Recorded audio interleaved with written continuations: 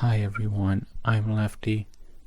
In this video we will take a shot-by-shot look at one of Rafa's patterns called the drive and drop that he used to defeat Medvedev in the 2022 Australian Open.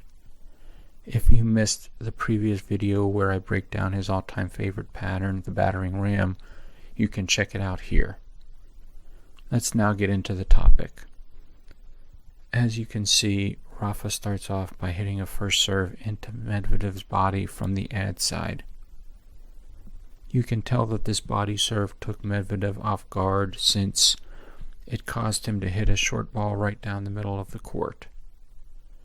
The reason it took Medvedev by surprise is probably because this ad side first serve location is, over the span of his entire career, Rafa's least targeted and lowest winning percentage location of the three serve locations.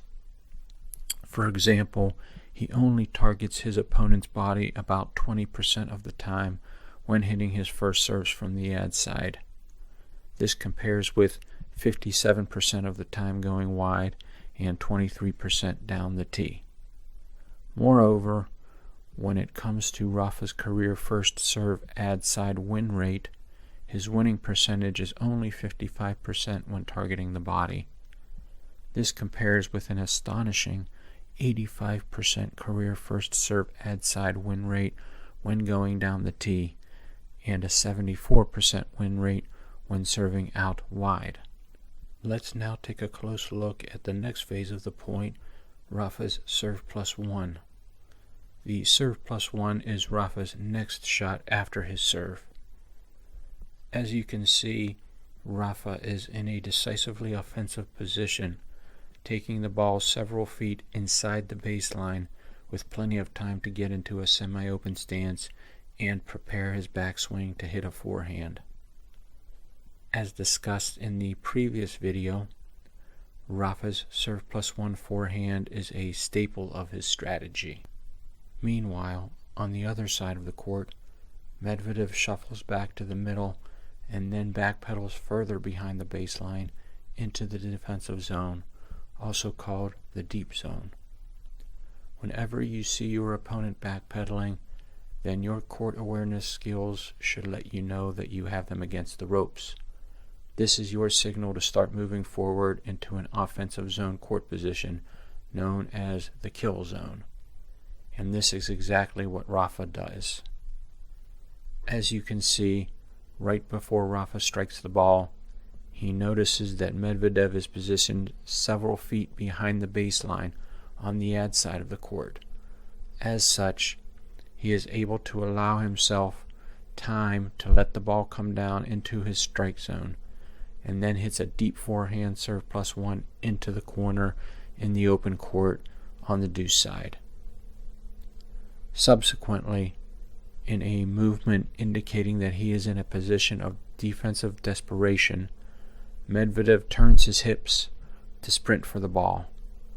This is Rafa's signal to get more aggressive and move forward into the kill zone.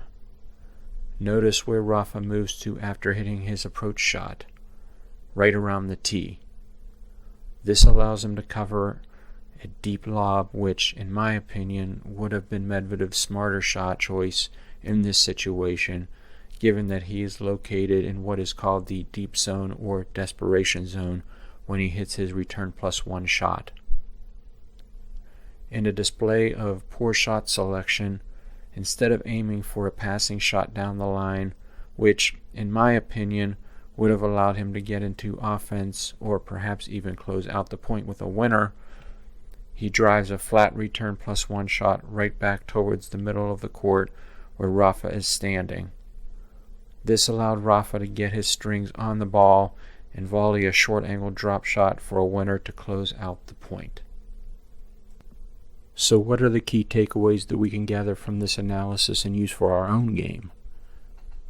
First, focus on the serve and serve plus one combination in your practice and in your matches. At every level of tennis, from recreational to world class, over 50% of all points end within the first four shots. Second, have a strategy in mind to use as a follow-up to your Serve Plus 1 so that you have a blueprint for winning the point rather than just trying to wing it. And finally, work on your court awareness skills and learn to notice your opponent's body language. This will help you make the right shot selection at the right time.